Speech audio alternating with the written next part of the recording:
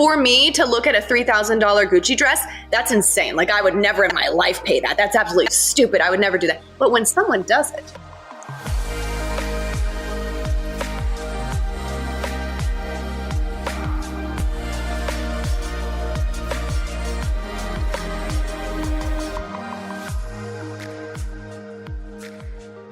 Thank you for joining us for another episode of On the Horizon, a podcast about what's on the horizon for sex workers and how to navigate it. I'm Jessie Sage, and you can find me on Twitter at sapiotextual and at jessiesage.com. And I'm Melrose Michaels, and you can find me at Melrose Michaels on social and melrosemichaels.com. Just a reminder, if you are enjoying the podcast on Apple, please leave us a 5-star rating and review because it really helps us to grow as a podcast and better share information from our guests to the sex work community as a whole. Last but not least, if you want to support the podcast, please go to anchor.fm/Whorizon, spelled WHORIZON, to become a premium subscriber of On the Horizon, which unlocks 2 bonus episodes on the 8th and 22nd of each month with tons of extra exclusive footage from ourselves and our guests. This episode of On the Horizon is sponsored by DMCA Force. DMCA Force is the authorized DMC agent for the largest online creators and the platforms that they monetize. DMCA Force protects models, musicians, writers, videographers, artists, and tons of other creatives publishing their works online. With DMCA Force, you get 24/7 automated monitoring, flagging, and removal of stolen and pirated content. They use metadata and keywords relating to your work in collaboration with search engines to remove even the 10 to 15% of content on ghost sites that can't typically be scrubbed from the internet. They even offer the ability to fingerprint content and digitally watermark it as an added layer of security to protect the art you work so hard creating. Join DMCA Force today. Welcome back. This is Season 2, Episode 2. Yes. Yeah. So we were talking last time about how we are not only making sex workers in this season experts of their own experience, but we're making them experts of other things as well. And today we're talking money. Yes. Negotiating value. Yeah. Who is more qualified to negotiate their own worth than a sex worker? Yeah. Absolutely. I mean, because sex workers, our products are literally ourselves. So when you combine those things, when you combine like desirability and money, two of the most powerful things in our culture. Who's better to talk about that than sex workers? Literally. So we have an awesome set of guests coming on. We have Lola Davina. We have the Incredible Edible Akynos. That title is phenomenal. Yeah. And then we have Allie Eve Knox. Yeah. So they're all coming from different places. Yes. So Lola Davina wrote 2 incredible sex work books. The first one was on self-care, and the second one was on sex work and money. So we're going to talk to her a little bit about how sex workers have to deal with money. What are some of the things that trip us up when we're trying to negotiate our own value, and how we navigate the market as sex workers when we throw ourselves into a market. Yeah, absolutely. And something interesting that they brought up too was that there's this kind of dynamic of pieces that go into deciding value and how value plays a part, and kind of what you do and don't have control over in terms of negotiating value. So I found that really interesting. Yeah. And then the Incredible Edible Akynos is a burlesque performer who also runs the Black Sex Worker Collective. And the thing that she brought so much insight to this episode, but one of the things that she talked about was how to overcome the devaluing that happens to Black women. So I thought that was really important. So she talks about being a dancer, being a performer, how sex working performers get devalued more, and how to overcome that and not allow that to define who you are. But she also, and I thought this was really important, talked a lot about not giving your labor away to friends and family. Yes, which is so important. Important, because that's often, even as any business person will also understand listening into this, is that, friends and family always think that they deserve your labor for free, which is not the case and should not be done. I remember my grandfather used to always say, never lend money to family. He's I'll lend money to other people, but not to the people that are related to me. And as a kid, I was like, why? Yeah, it seems strange. But no, there's validity there. And then last but not least, we have Allie Eve Knox coming on, who's approaching the concept of negotiating value from a FinDom perspective, which is super interesting. Yeah. It's a great episode. I hope you stay tuned. Every single guest on this episode has something so unique to bring to the conversation. So stay tuned, enjoy, and we hope you learned something. Yeah, what sex workers can teach you about negotiating value. Lola Davina is the author of the Thriving in Sex Work series. Her latest book is Thriving in Sex Work, and Money, a personal finance guide for sex workers. She has spent almost 30 years in and around the sex industry, working as a stripper, dominatrix, porn actress, and escort for over 15 years. She earned an MA in human sexuality and an MS in nonprofit fundraising, and writes a self-care and wellness column for whynotcam.com. Welcome, Lola. It's nice to see you again. Yes, and nice to meet you. Oh, yes. It's wonderful to be back with you, Jessie, and it's wonderful to meet you, Melrose. Thank you. I'm really delighted to be here. Yeah. So can you introduce yourself? Sure.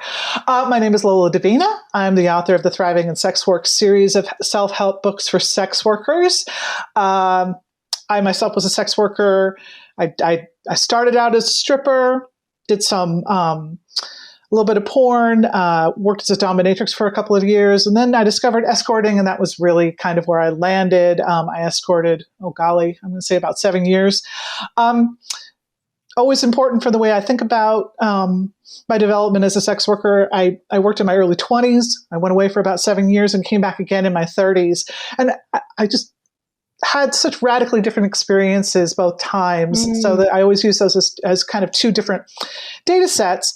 And it'd be about 10 years ago now, I took it upon myself to write a series of self-help books for sex workers, because I was saddened to see that there weren't a lot of books in that space. There's plenty of blogs, and people are doing all kinds of incredible work about sharing their stories, but your old-fashioned self-help book, that hadn't been done yet, so I decided to sit down to write it.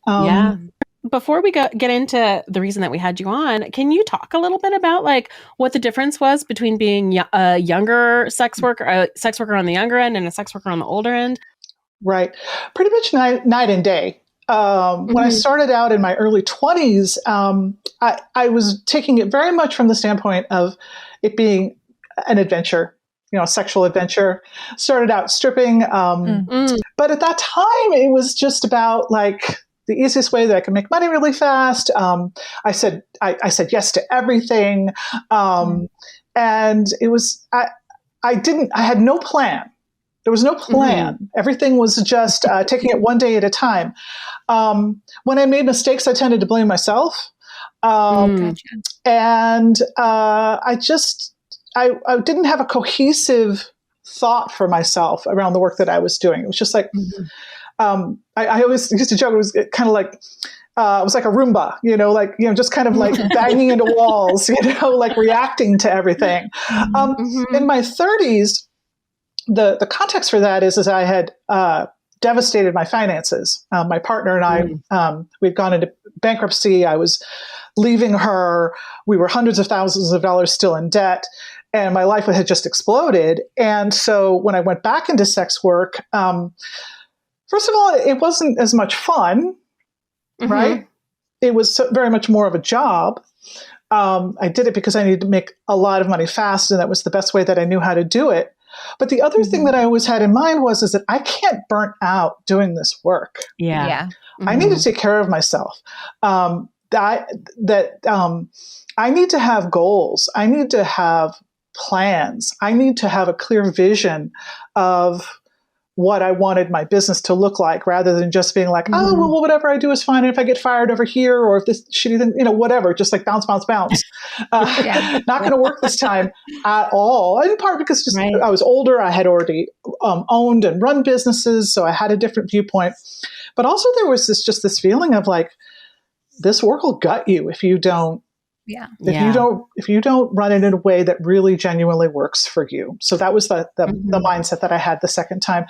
And so while I wouldn't say that it was as much air quotes fun, I found it to be much more satisfying. I found it to be much more gratifying. Yeah. And I felt I just had much more mastery of what I was doing. A lot of the insecurities about being older, 10 years older, boy, the money was still there. The clients were still there. So a lot of that anxiety had gone away. yeah, it was just a very, very different experience. I'm curious, so you mentioned running businesses. Did you run businesses between the time you escorted younger or did sex work younger and did sex work older? Did the fact that you ran businesses between maybe shape the way you approached it when you went back into sex work? Absolutely. I think it was very much more looking at in terms of I want to have almost like a business plan. I want to have a certain amount of money that I know that's coming in. I want to only that time I was escorting, we did everything on the phone.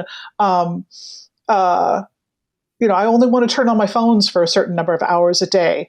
I'm going to set boundaries and limits around things. I'm going to charge more for stuff I don't like, or that stuff that exhausts me more. I'm going to cultivate long-term clients, and there's going to be certain ways that I manage that. And again, I just cannot impress upon you, when I was in my early 20s, it was just like, there was just nothing going on in my head. It was just like, if the phone rang, it rang. If it didn't, it didn't. If somebody wanted to see me right now, I'd see them. There was no boundaries and no plan, no long-term plan. The stakes are different though. Like when you're older and you've had a bankruptcy and I mean, I think it's like, it's interesting to think back, because it's not as if there's nothing going on because there's something wrong with you, but there's nothing going on because the stakes are just lower. There's less that you're trying to crawl out of or whatever. You're also missing a whole part of your lobe. So you're I know, which I'm always I mean, this whole notion of lots and lots of people in the sex industry, not to be ageist, and but it just younger people don't have the life experience. Maybe they don't have the full brain development. There's people talk to you differently. They try to negotiate with you differently when you're younger. I certainly noticed that. But the thing that I really was aware of too is that a shitty call could ruin me for days. It could take me offline for days. Just the impact of if something went wrong, I just didn't bounce in the same way that I did before. And just knowing that if I wanted this work to be sustainable, I was going to have to cultivate a clientele that didn't drain me. Which was not the way, again, I just, when shitty things happened in my 20s, I was just kind of it should, bad things happen, and then I wouldn't know how to take care of myself after something terrible happened. To help you recover. Yeah, I can see that. I can definitely see that. When you speak, because obviously we want to talk to you about kind of the concept around negotiating value and what people learn from sex work that aids in that process, even if people listening aren't at all involved in sex work. And something that you touched on about how people negotiate with you differently when you're younger. Can you expand on that? Because I find that very interesting. And that was a struggle I had. I launched a marketing company in 2016 when I was still in my 20s.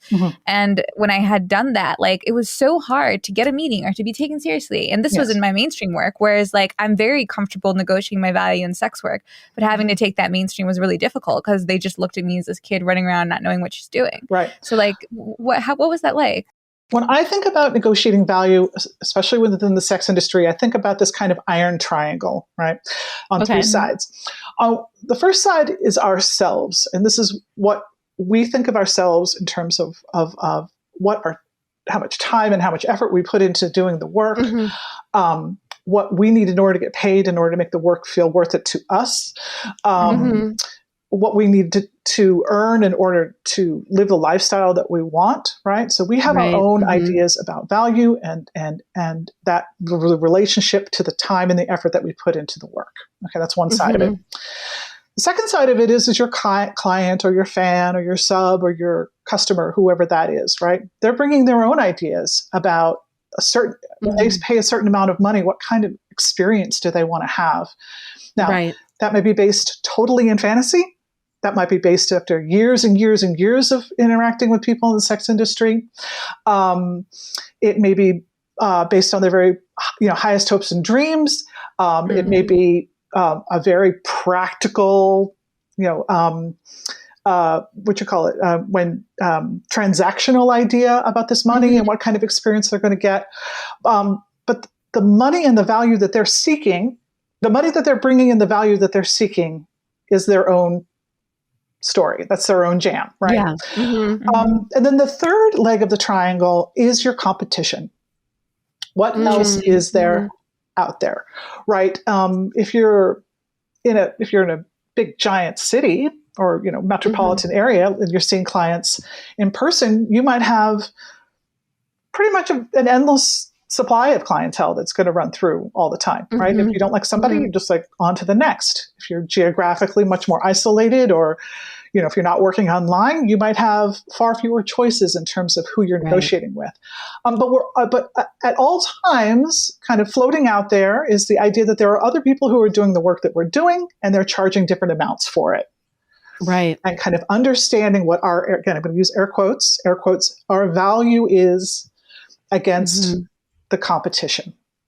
Right. So unfortunately, we only have control over one of the legs of that triangle. Yeah. And that's negotiating with ourselves. So, and what I relating this back to age, what I really noticed when I was a younger person is that when certainly escorting, stripping, pro-dom work, I didn't do a huge amount of work online. When I was much younger, people felt that they could really hardball me. There was just this, and some of that was just the power dynamic against the people who have disposable income and are purchasing services from sex workers, and they see somebody in their 20s and they think, well, this is a situation where I can exert some of my power. So, and then I also know for myself that as a younger person, I didn't have a way of articulating back why I charged what I did, right? But yes, as an older person, and again, somebody who had worked in had a business and had thought about this a little bit harder, I had more skills for asking for what I wanted and standing firm on those things, explaining why I charged what I did. And I also had more resilience when somebody just told me no to my face, that it's not that I, air quotes, am not worth it. It was just easier for me to say then, great, it looks like you're looking for something else, and I wish you luck in finding it. I would make room for the people who are looking for me. Yeah. So, I mean, all of this is really interesting, particularly like thinking about it from different positionalities too, because I think one of the things that I hear you saying that I think is interesting is that it's not even just like a matter of experience. It's also a matter of like how you're taken up. So like, even though like you came back as an older person and like knew how to run a business better and things like that, it was also like how people came at you that was different, regardless of all of that, from the time you came in when you were younger till the time that you were older. And like, we've been talking a lot about this like on the show, but oftentimes when sex workers give like advice to other sex workers, they're giving it from their own position. Like, oh, you just have to like do things consistently and then whatever the advice is. You just need to make sure you log these particular hours. You just need to make sure you're on these advertising platforms. And that may work very well for like you, but that's not necessarily going to translate to somebody who's a different age, a different race, a different body type, a different orientation, like has different time or health. I'm trying to say has the time, same time and energy to give to it, right? Whenever I hear consistency, my little feelers go up, because it is excellent advice, and it is also excellent advice that many, many, many people are not in position to take. Both can be true at the same time. That many people with health and mental health issues, or caring for kids or family members or whatever it might be, cannot chronic be consistent. Health issues, chronic pain. Exactly. Yeah. So. Yes. So I don't know if there was actually a question there, but I definitely wanted to agree with what you said. So I mean, I guess it wasn't really a question. It was more like what I'm hearing from you. Like, I feel like piggybacks off a lot of what we've like said on the show and what we've been talking about, which is that like, it's hard to talk about like a model for sex work because there is no one size fits all that works. No. And people just need to be, when they give advice, they just need to be mindful when they say, this is what worked for me, take what works and leave the rest. And that's why I think it's so wonderful. And what you're providing is a wide swath of voices. People work lots of different ways. So that hopefully, people can see parts of themselves mirrored there. It's never going to be perfect. It probably will not be perfect. But, as I say, take what you can use and leave the rest. So. Right. Mm-hmm.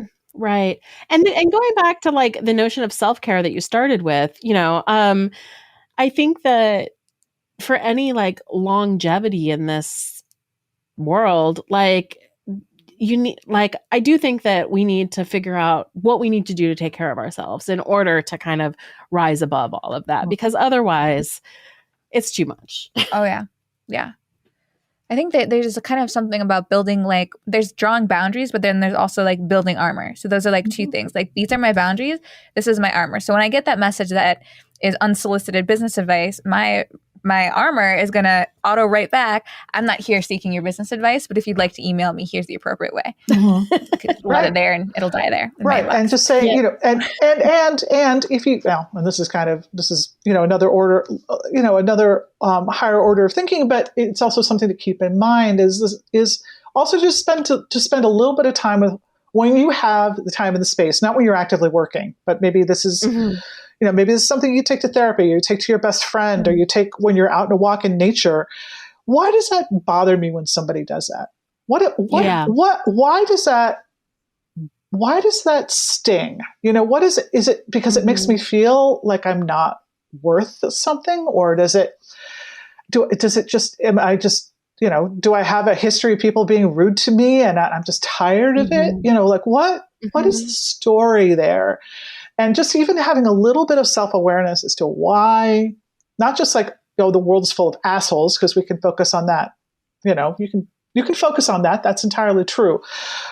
But there's all kinds of dickish behavior in the world that doesn't bother us at all. Right? Yeah. Right. There's all kinds of, people pull all kinds of dick moves and you're like, oh, well, that's clearly your problem. You're having a bad day, or you don't deserve to be here, But the stuff that really gets under our skin, and that, when we're talking about value, I do know that for myself, like that was one of the things where it really, really bothered me when people tried to negotiate me down. It was like, well, I think I'm worth it, don't undermine my self-confidence, and so just spending some time with why it hurts, just having a little bit of self-knowledge around it, and then you can then you can do your self-soothing, your self-care around that. Right. Yeah. I think there's something about like, I think for a lot of people that there's something about like the nature of sex work itself that makes like this correlation with like money or with worth even like more pointed, or like more personal or something like that. And I was wondering if you wanted to speak to that. Well, I mean, two of the greatest, two of the most potent ways in our society that we measure, again, I'm using lots of air quotes for this audio format, of a person's worth, air quotes worth, is their sexual appeal and how much money they have. And kind of the crossroads there of, and for many of us, sex is not something that's fully examined. And part of that, I think, is good. I don't think we should examine everything about our sexualities, but for a lot of people, there can be a lot of undigested or kind of primal emotions around our sexuality. Mm-hmm. Same is true with money. We have huge unspoken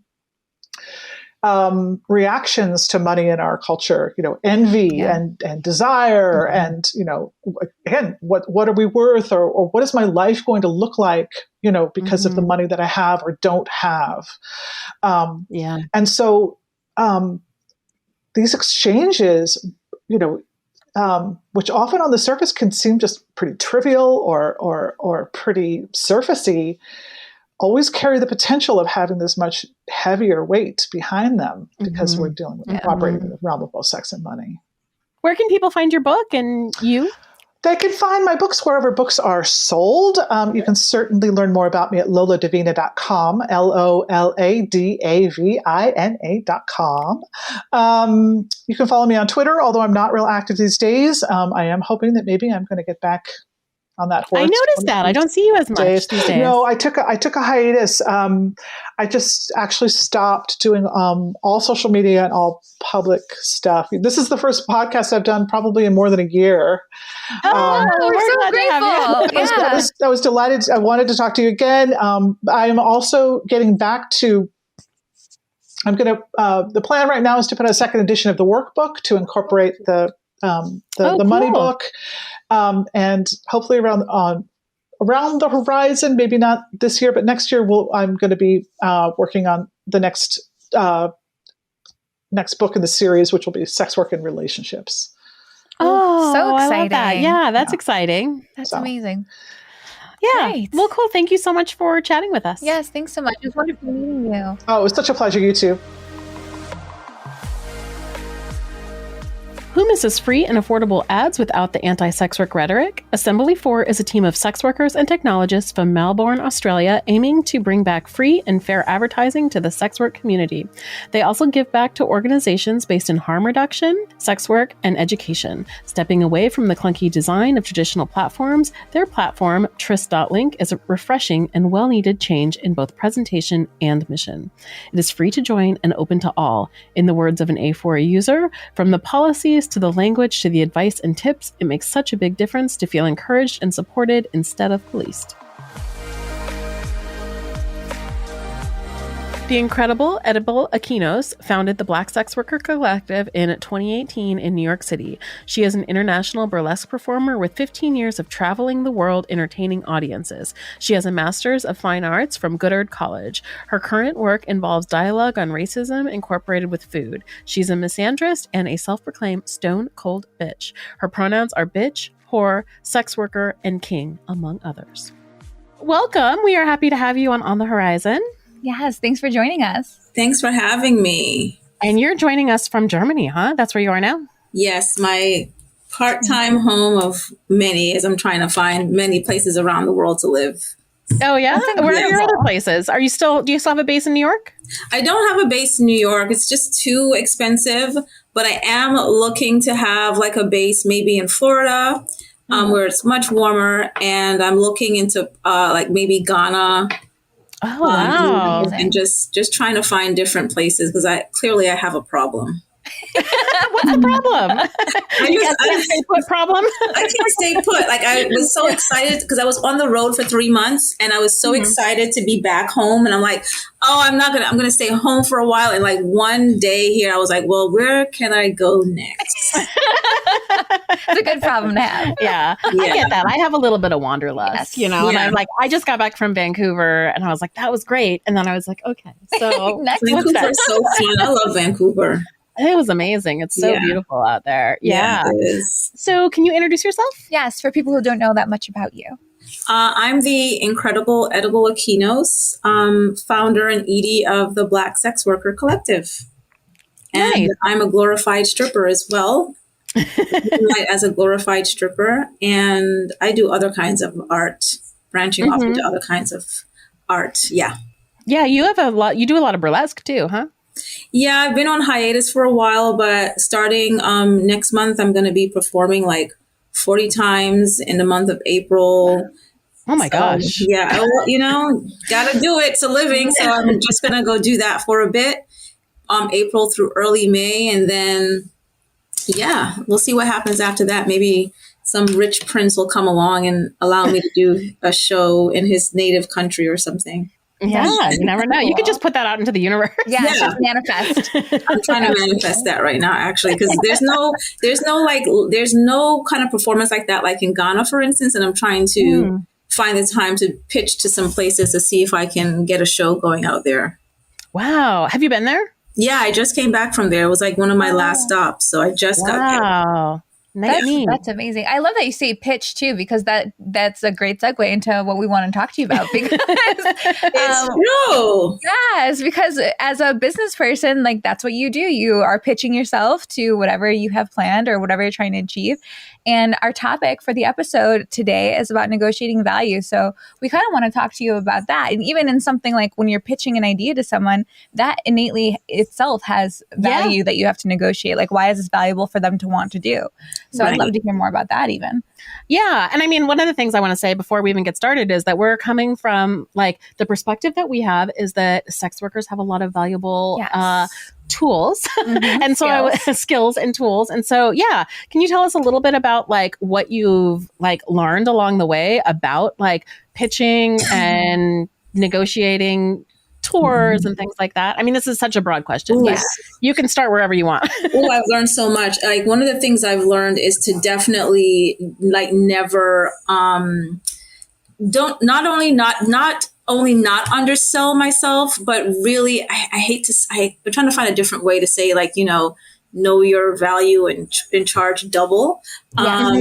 And also don't do things for friends. I don't do things because of, this is a friend and maybe they did me a favor or I want to do them a favor too. It just doesn't work out in the end. So really and truly, like, I love to support my friends, but it's like, I still have to charge them, exactly what I would charge if they were anyone else. Yeah. Yeah. Do you want to talk? I think that's a really important point. Do you want to talk a little bit about why it's important to charge your friends the way you would other people? I mean, well, it's business. And what ends up happening when you try to do somebody a favor is that you could totally end up getting burnt in the end, especially like me being Black and not really being valued in the performance industry.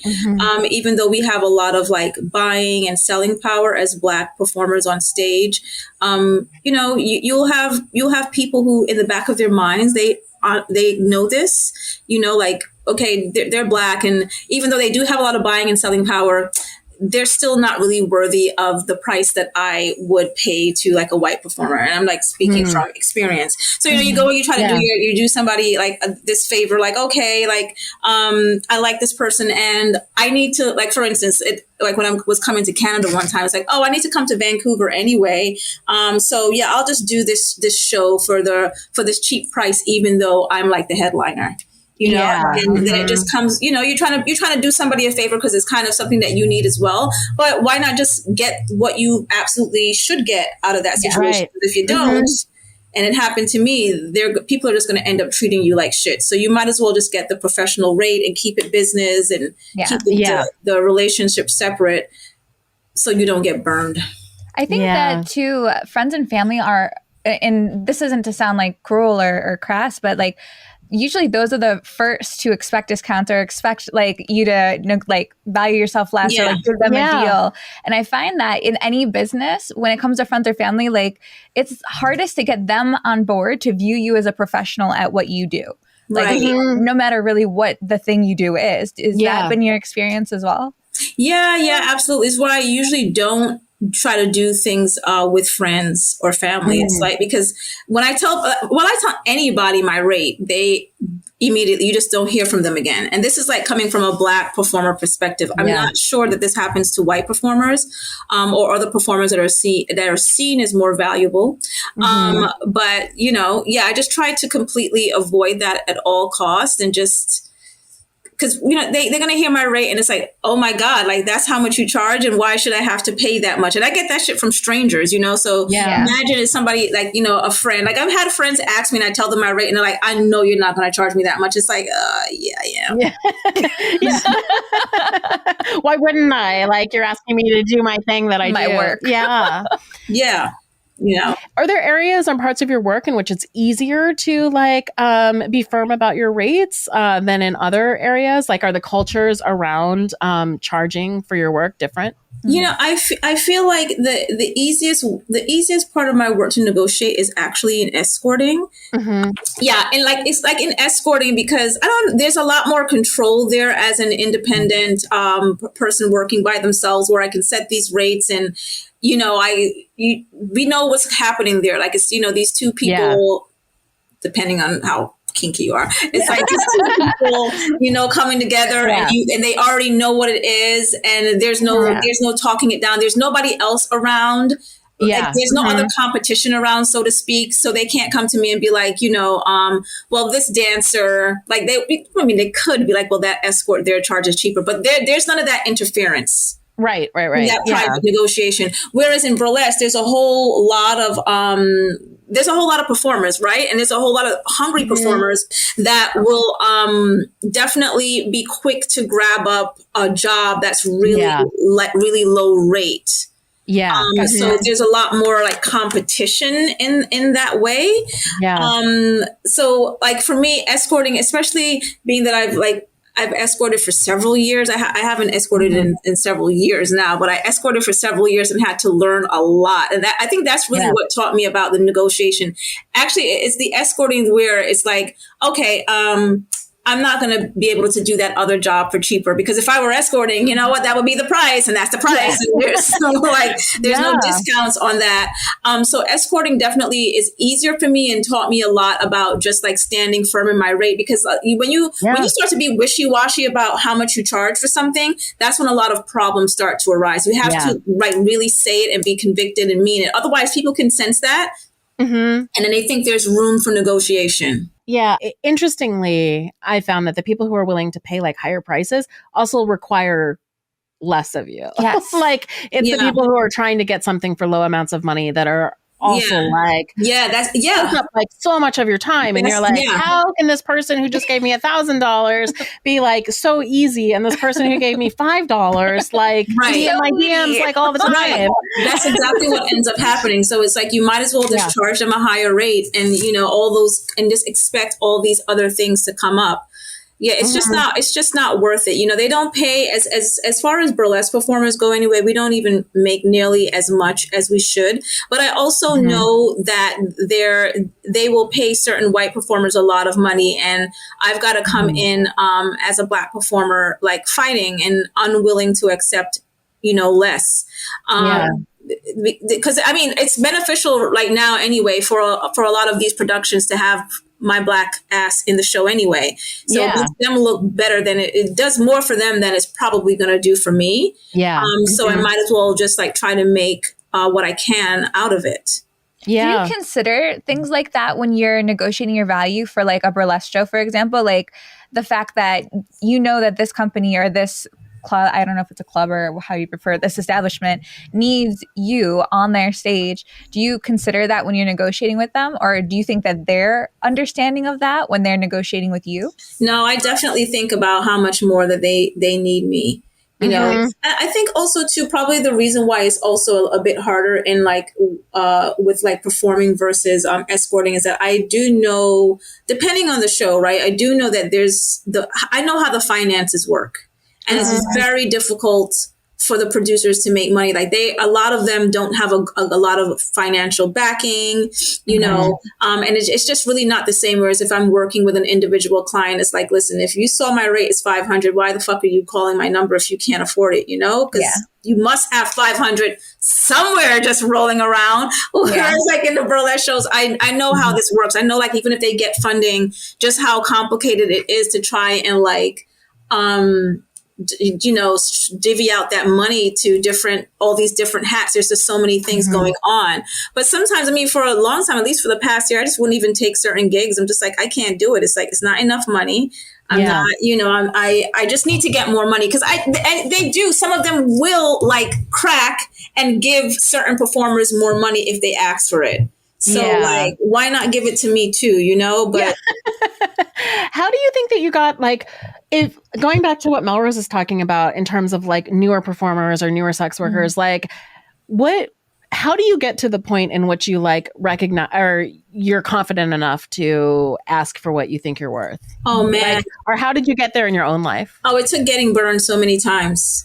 I had to get burned so many times. I had to get played out so many times, to the point now, like I'm getting ready to go back into work. I'm just like, this is what my rate's going to be. And if they don't want to pay it, that's fine. It's probably going to be harder for me to get clients. And I completely understand that. But I also don't want to see a lot of people anyway. I don't have the energy. I do not like men for the most part. You know, I mean, I love them, but I don't like them. They're so disappointing. So it's like if I only get like 2 clients a year that are seeing me maybe, you know, a few times or maybe once a month even, it's much better for me than to try and like see a bunch of people at this lower rate, because as you said, like they become a headache, you know, they want too much when they come in. But it took getting like really burned and played, because when I first started in escorting, I didn't have any guidance. So I was kind of just like, woo, just like, you know, dating clients, sometimes allowing them to short me. And you just end up, you find out the hard way. I had to find out the hard way. That's how it, how it panned out, you know, and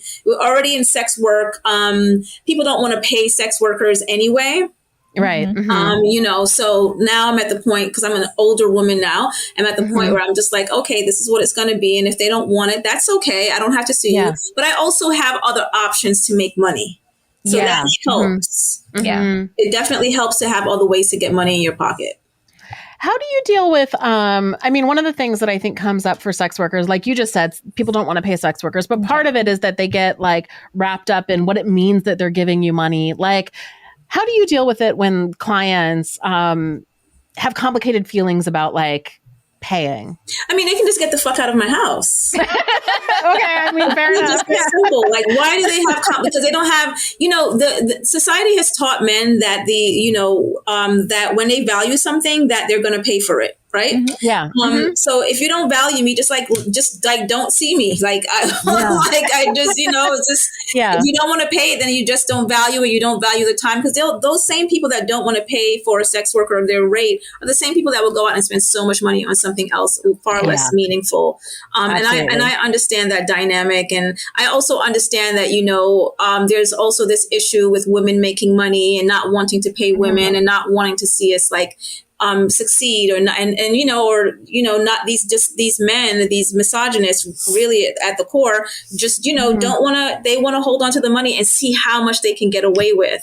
Like, I don't want you to get away with this. You need to just pay me what it is. And there's no blurred lines when that happens. Yeah. Do you have anything else that you think is important, like in relation to this topic? Yeah. I think there's a lot to be said about when as activists, as Black sex worker activists, to remember that there's a lot of people that are, a lot of positions that are being made in activism that sex workers actually are responsible for. Right. So there's a lot of changes that are happening in sex worker rights right now. And we're still in many parts not sitting at the table and not in leadership roles in these places, in these political spaces.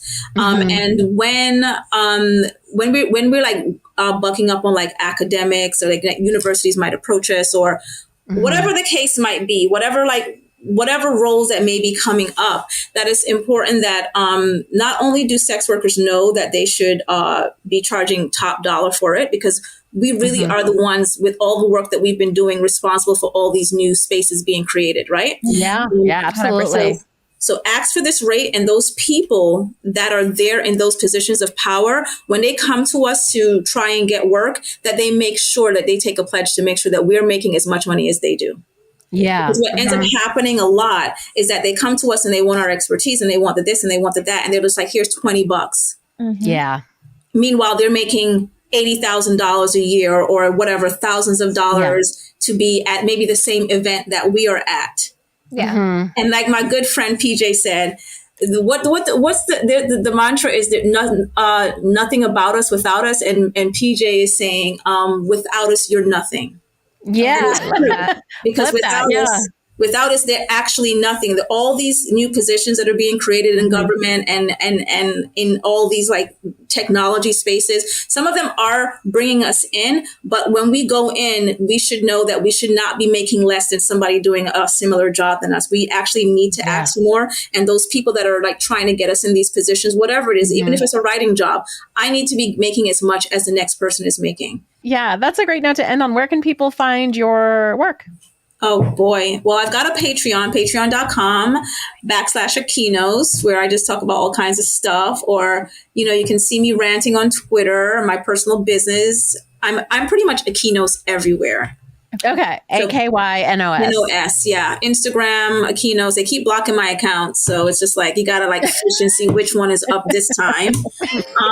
So yeah, I'm everywhere. And then the BSWC pages. And yeah, I'm all over the web as per usual. Or just go to Akynos.com for all my links. Perfect. Great. Thank you so much. And it was really great to talk to you. Wonderful to meet you. Nice to meet you too. Thanks so much. Have a good day.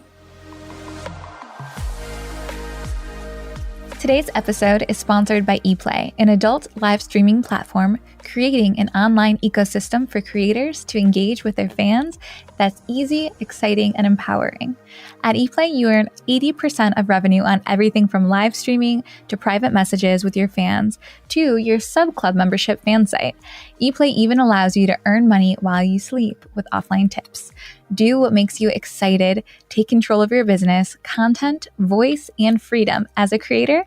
Consider joining ePlay today. Last but not least, Allie Eve Knox is a content creator, fetish performer, artist, and crypto cutie. Hey, Allie, how are you doing? Hi, good morning. Doing well. Thank you for having me. Yeah, welcome to the show. Yes, Can you introduce yourself? My name is Allie Eve Knox. I'm a fetish performer and content creator. I've been in the industry since 2014. Nice. I do a lot of fetish stuff. And just like all of us probably on the show, I do the camming and the clips and the sexting and OnlyFans and all of the things. We juggle all of the things here. Yes. Right. Yeah. I mean, you have to. That's just what you have to do to survive in this business. Yes. Yeah. Very true. Really. So one of the things you do, though, like with all of the things that you do, is like financial domination, right? I do a lot of FinDom stuff. How did you my get favorite? into It's that? my personal favorite. I have my own personal money kink, so it kind of works. That's awesome. Tell us about your money kink first. Let's start with the money kink. Okay, so I have kind of an unhealthy relationship with money. Like in my 20s, I was just broke. Like I was in grad school. I had gotten divorced, like the stories that we probably both have. Yeah, I have the same story. right. So, my whole life changed. When I started sex work, it was like I could, instead of working for a corporation or for a university or whoever I was working for at the time, like busting my ass, not getting recognition or not getting the pay or, not getting promotions or the opportunities. In sex work, it's kind of different. Like if you work your ass off, you can make your own opportunities. You can make your own traffic, like everything. You can see everything. So if I'm like, I sold a bunch of this content. Well, I made that content. I did that. You know what I mean? So it's kind of a different catalyst. So once I got into sex work and I realized like, if I just cammed for 8 hours a day, every single day, like I could pay things off and I could afford to travel and I could think about having a home and things that I couldn't do when I was in my 20s. So my relationship with money kind of changed because then I became like, I want more. I'm more greedy. And I guess this is kind of what we're going to talk about today. I just kind of realized like how valuable I was, like what I had to offer to people and what people wanted and that they would pay me for that. So it kind of became this thing where I got off on it. Like when people would pay me or I would make a lot of money or if I would rank or if I would get a good tip or a really cool thing, it was like, I'm turned on. I want to do this. Like, this is what inspires me. And, this is like the catalyst to the different area where I'm going next, which was fetish work. So, so you say you got into fetish work. Can you talk a little bit about like what, for people who are less familiar with it, what financial domination is, but then specifically like what that looks like for you and your fans? Sure. So financial domination is essentially taking and dominating finances. But in my opinion, or the way that I run it a little bit differently. So some models may get out there and say, pay me, fuck you, pay me. The standard fuck you, pay me. And that works for some people. Mine was more of like a psychological and a training to where I don't care about the $500 shoes. I want to be in the estate. You know what I mean? Yeah. Mm-hmm. So I'm going to play this long game. I'm going to create a community. I'm going to create a relationship with them. And there's going to be some additional things that go along with it. So it'd be like training for, this goddess worship. So I'm this goddess and you should treat me as such. You should address me this way and you should expect this out of me, that kind of thing. or even just like, you need to stop going to Starbucks every morning and spending $9 every single morning on something that's really bad for you. And you could be spending that, take that $9 and invest it in something better. So maybe it's you working out so that you could, get this second job, or you can feel better about your body, or you can whatever, because that's going to translate into income for me longer. You're going to live longer. You're going to be able to work more, or you're going to be able to make smarter decisions, that kind of thing. So for me, it's been more. So you actually work with them to make them better too. You're like, you need to do this and not this. For sure. Because if my clients are the best, they're going to be able to give me what I want. If they're just, if they're high and they're broke and they're sad, like, I don't want that. They're going to come to me with their issues and their trauma and their fucking bullshit. Like, I have no interest in any of that. Like, I want your money and your happiness. And like, I want you to share the cool things that are happening with you. And so I know it sounds kind of silly and trite when I say, yes, I'm helping them too, but like, that's a real thing. We all know this as sex workers. Like, we provide an excellent service, be it, companionship or even just education in this way. When I'm doing any kind of fetish work, because I dabble in it, it's not like my main, lane, I would say. But one of the things that I loved about FinDom specifically was like, the overhauling part of the finances, where you're like telling someone to budget and then the rest of the money goes to you, or like rehauling their finances because they have this tribute for you monthly or whatever it is. And I think that having to do that with clients in sex work, it made me very aware of like how I budget my finances and like how I take care of my stuff. Is that what you found as well? Absolutely. Like, if I were to walk into a Gucci store today, like, for me to look at a $3,000 Gucci dress, that's insane. Like, I would never in my life pay that. That's absolutely stupid. I would never do that. But when someone does it, really excellent. But I think like what you were saying, and I think that what you would kind of get at too, when you get to experience this more, is like, it's also about the control or the power exchange, or the fact that they're, sacrificing for you to make things better. So there's a whole bunch of layers here where they're not just giving you their money, they're giving you their time or their effort, or, there's a lot more. And we all know this, having relationships with clients, particularly long-term clients, like, we really benefit from this too. Money is great, but we also get to benefit from a whole bunch of stuff. Yeah.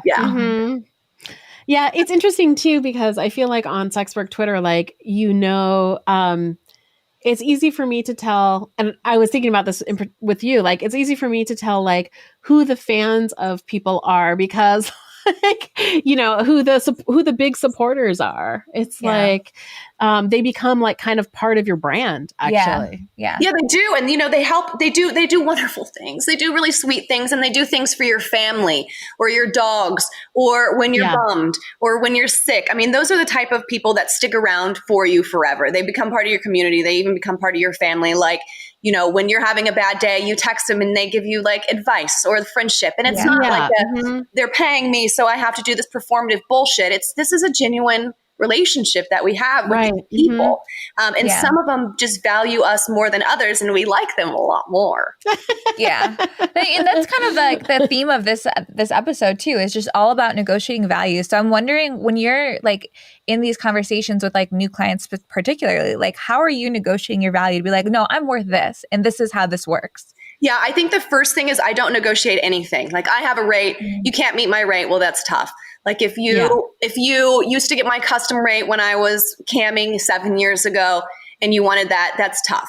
Or if you saw me somewhere and you saw me do something that I don't really do now, that's not really on my brand, well, that's tough. Like, I formed some really strong boundaries, and those boundaries have kind of shifted. They shift if when OnlyFans went down and I had to start doing things that I didn't really like, but I knew would sell. Or I've formed my character, or my personality is different. So I now enjoy things that I used to not. So that just kind of shifts. That's going to shift as we're in anything like that. But I always stood firm to my boundaries. So I'm not doing anything I'm uncomfortable with. I'm not doing anything degrading or hateful. I'm not going to, pull in a third party, that kind of thing. So I've always had my own like morality and my boundaries. And one of them is my rate. So if you can't make my rate, then that's tough. You need to save, or you need to find a way to make my rate, or you don't get me, because we're a luxury. And that's just the truth. Like, people can live without us. They can do without us. They can, find other ways to fulfill whatever the hell they have inside of them Yeah. So if you can't pay us what we think we are worth, then to me, that's not a client that I want to have. Yeah, absolutely. Yeah.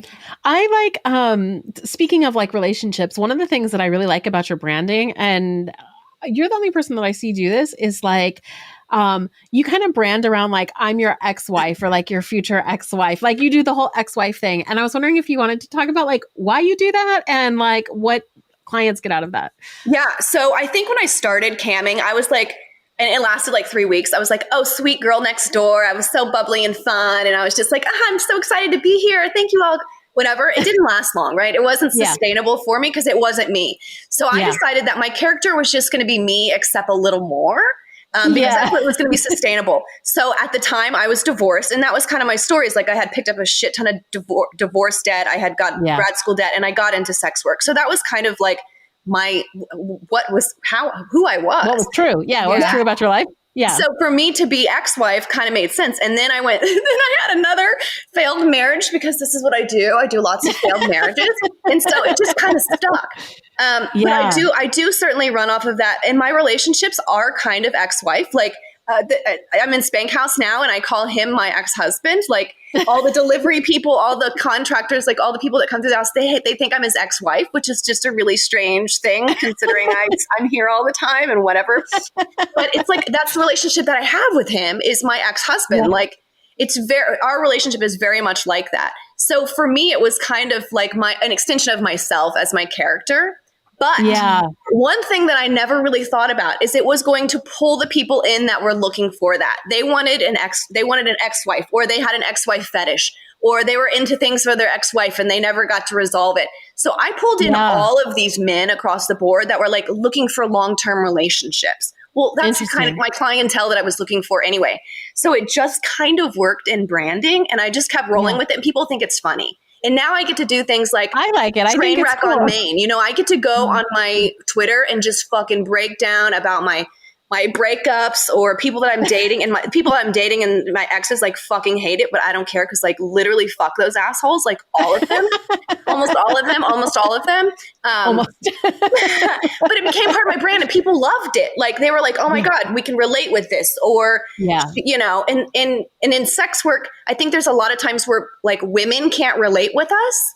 And I know that my friends would start to relate with this. They were like, oh, I would love to be able to talk about my ex-boyfriend doing this bullshit or whatever. Yeah. And it was kind of like empowering for women that I'm friends with that aren't in the industry, because they were like, I want to be able to say these things, or I want to be able to That's so interesting. I didn't think about that part of it. And maybe, but it's funny that you say that, because now that I think about it, I was like relating to you as an ex-wife, you know, like, and I was like, oh, I love that ex-wife branding, but I am an ex-wife and I have to deal with my ex-husband like all the time.